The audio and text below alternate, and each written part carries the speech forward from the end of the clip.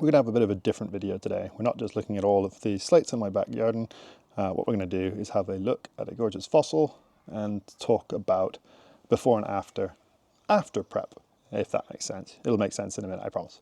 So here we go. I'm incredibly lucky that I have this giant hog here. It's not complete, it's not perfect by any stretch, but it's cool. It's big. It's mostly down to the middle. There's some bits in the middle that aren't perfect. I'd point them all out, but I physically can't because I'm holding it with the one hand and got my camera in the other. But you might see it's got a series of breaks across it, and they're quite glaringly this big chunk missing off the top. The other side is also not great and not fully prepped. It didn't need it because obviously not complete. But you could put it like this. We could have cut off this outer whorl, made it into a smaller one that actually is more complete. But then what's the point? It's not perfect, nor do I think it should be made perfect. We don't want to try and fake an ammonite to make it look perfect, or I don't. Some people might. You might want to try and sell it by filling in all these cracks and everything. But is there a way that we could rebuild this ammonite that allows us to take off the bit that's broken and makes me happy to put it on my shelf as something that's both real but also kind of artsy? So that's my goal. How are we going to do it? Well, 3D printing is the plan. To get the surface morphology into a computer, we take a surface scan, and so using this very fancy piece of kit, what it's doing is shining a blue light off the surface. The reflection it's then recording and then overlaying itself, so it's basically mapping the structure, and every once in a while you see a flash go off. That flash is it taking a photo, which gives a bit of a texture as well. So we've got both the structure and the texture of the fossil. We then will repeat the process a few times, making sure we can fill in all the gaps we have where possible. And the more complicated the structure, the more gaps you tend to have, so the longer it takes just to get that ideal scan. You then repeat the process by turning the fossil over, do the scan again, and as you see, we can now complete this, this fossil scan.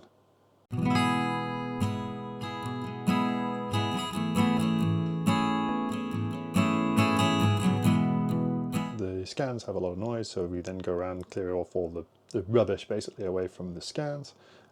And then once that's all done on all the different scans I've done, you can then hit run, and the software basically does it all automatically. It stitches all those scans together to produce the final 3D model. I'm not going to make you sit and watch that complete. We're just going to jump straight to the final model. So this is the ammonite as it's come in from that scan. Saved you the hassle of watching the programming complete. I'm in Blender. This is a software used for 3D modeling and actual like filmmaking, rigging, making things move around. There's some really, really clever stuff done with it. But I'm not using it for really, really clever stuff in my opinion. I'm just doing it to rebuild an ammonite. There's two ways we can do it. One is a hyper-realistic approach, and this is what I tried initially, and I'm kind of okay with it. I don't think there's anything particularly wrong, but what I've done is taken a big chunk of this ammonite down here and basically spun it around and scaled it so that it sits on top of itself, and then cut off all the bits that overlap. And you can tell that this is a copy of the bits down here because you see this crack here is this one. Oh, sorry, it's this one here. This one that I've smoothed down just to kind of show you the smoothing is this one here, and then you've got 1, 2, 3 cracks sitting up above it. And so all that is, you can see, are the same bits of broken keel here. It's a copy and it's just spun around. You could smooth it down and make all of this look as perfect as possible.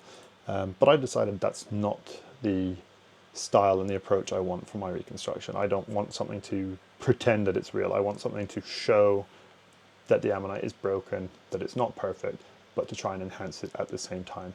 Everyone's got different opinions on that, and that's okay. I quite like the fact that my ammonites are broken, but I quite like the idea of showing what they should look like as sort of an artistic thing. And I know that sounds a bit weird for me. I'm not super artistic, but that's what we're going to work with. So let's have a look at how we did this. So again, ammonite as it was.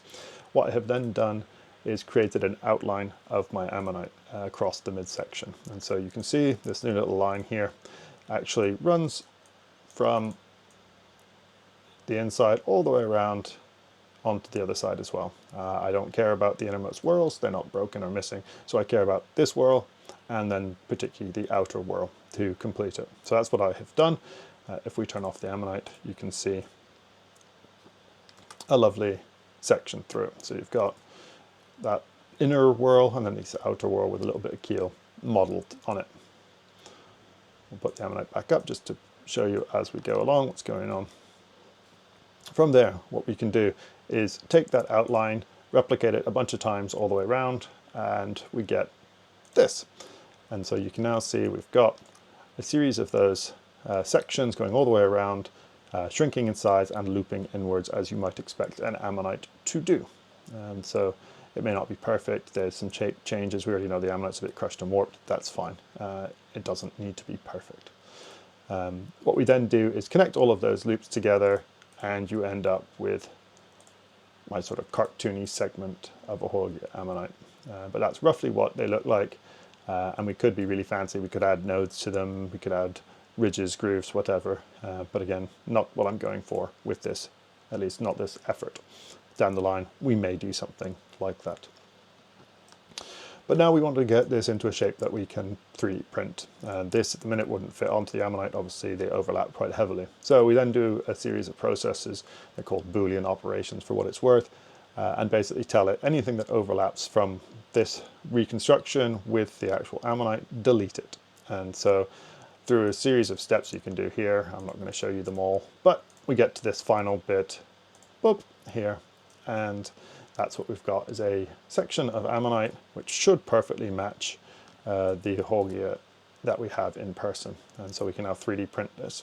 I will already tell you that this wasn't perfect in the 3D print, not because the 3D print wasn't great, but because some of my design process wasn't perfect. And so some of these edges here, these overlaps, they tend to cause problems, the overhangs on both sides, where it prevents you being able to push them close to the ammonite. So afterwards, I've cut some of these bits down, smoothed some of them down by heating them to make it fit a little bit better. And so that's something I could do down the line to improve the process. And if you have a go at this yourself, what I would say is you have a look at the ammonite and figure out if there's any nice structures. The smooth bit here, this lovely straight line, the straight break, would have been the one to use, and all the rest of it doesn't particularly matter. That straight edge and the outer whorls could have been used, and the internal structure, all of the bits in here could have been made much less important, except for this one wall, and it would have probably fit even better. But a learning experience and something fun to do. Now, enough of me yapping about my software and how I've done it. Let's go have a look at how it turned out. And there's the model on the screen, and there's the 3D printout. And so it's lovely and grey, appropriate to just kind of show what it looks like. I've got the final version in a black, which is much closer to the actual ammonite color. And so yeah, that's what it is. It's quite a big chunk of 3D print. I can almost perfectly cover it over. But that, yeah, shows you what it is. That's what it looks like. Lovely. Lovely jubbly. So back out into the garden, this is the closer color. You can see that some of these bits have been smoothed down. There's been bits that have been cut off just to try and make it a bit better. But let's see how it fits.